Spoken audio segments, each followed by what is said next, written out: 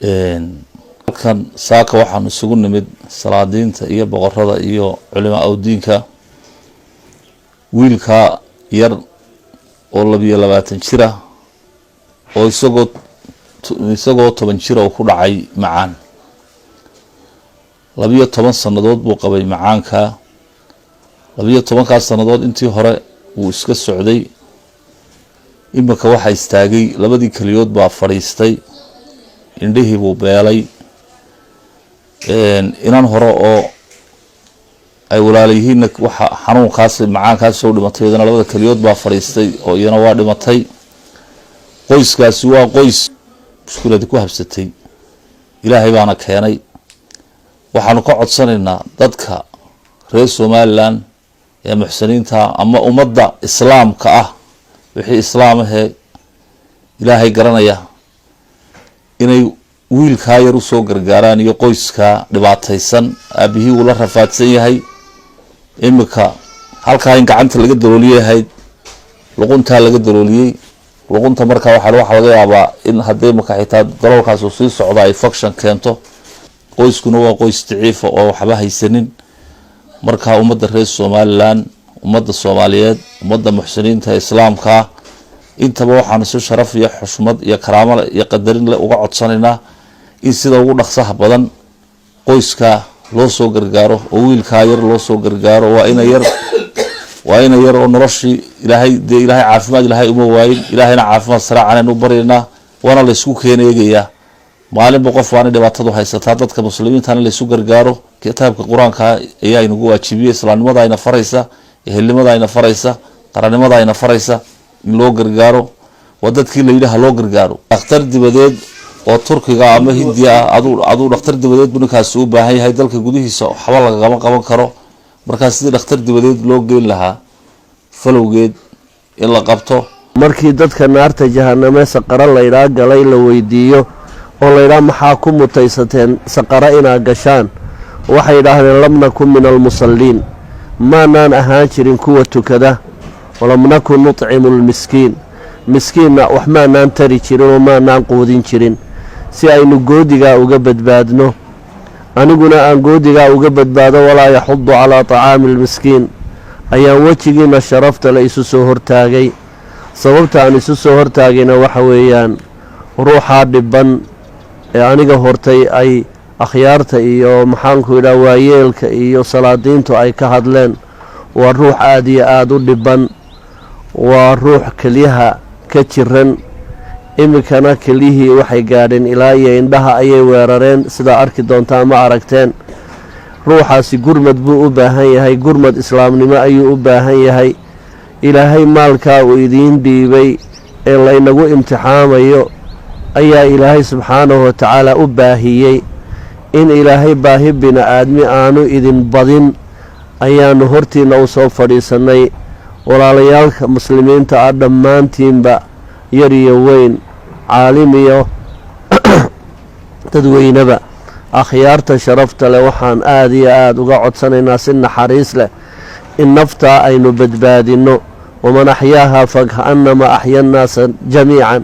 hal qof ninkii badbaadiya ummad dhan nin badbaadiyey buu u dhigmaa bismillaahi raxmaani raxiim halkan waxaan ku salaamayaa dhammaan martida iyo jimiya halka igu soo booqtay waan salaamayaa salaanta ka bacdi halkan ninkan aadan xanuunsanaya xanuunsanayay 12 sano xanuunsanayay xanuunkiisa markii hore macaan buu ahaa laakiin macaan dee iska soconayo iska caafimaad qabo ahaa ka bacdi markii dambe kaliyihiisii waa fadhiistay ilaa hadda adigu 3 sano meel 3 bilood meelaha ayaa xanuunkan ku soo siyaaday marka ina hore hadii bukuri yahay urdi ahayd ina soo kala kaliya looga helay ina hadii bukuri kaliya istaagan hadii bukuri waa geeriyootay isagana hadii bukuri yahay 3 sano 3 bilood hadii basaas oo xanuunayeen in marka hadii bukuri yahay diiwaankaas hadii bukuri 22 jirka oo hadii bukuri 12 sano xanuunkaas hayay in marka asaas weeyaan xanuunkiisu dadka muxsiniinta hadii bukuri xanuunada insha Allah inay ka soo gargaaraan insha Allah aad baan idin salaamayaa inanka aadan caydiid cabdi aw daahir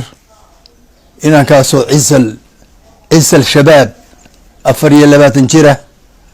12 sanadoodna cudurkaasu hayay cudurkayna wuxuu hayay macaanka markii hore hayay dabeedna cudurkana maaragtay dee ku meeshii ka abuurmay taasna waa waqti shabaabka inaan shabaabaho dee cudurkaasu sidaa ugu dhacay oo mucjiso ah waa waxna ilaahay keenay laba ay walaala yihiinna cudurkaas waa ku dhacayna waa dhimatay midna waa baaralays oo waa jiifaa baa la yidhi bal caylada maaragtay caynkaasa murugada meesha ka dhacday oo maasha reerkii haysata iyadoo waa mid marka waxaynu nafteenna aynu sii qadimano ayaynu leenahay dunyatan waa imtixaan waa laynagu imtixaamaya waxaynu sii qadimano meel sii dhigano marka baankii aakhiro weeye ninkani marka sidaa daraaddeed ayaanu dadka islaamka ah muxsiniinta ah ugu baaqaynaa ninka caynkaasa ee reerkiina sidaa u murugsan yahay dad fuqaro adaa aan waxba haysan oo dee maalintooda la dagaalamo ay yihiin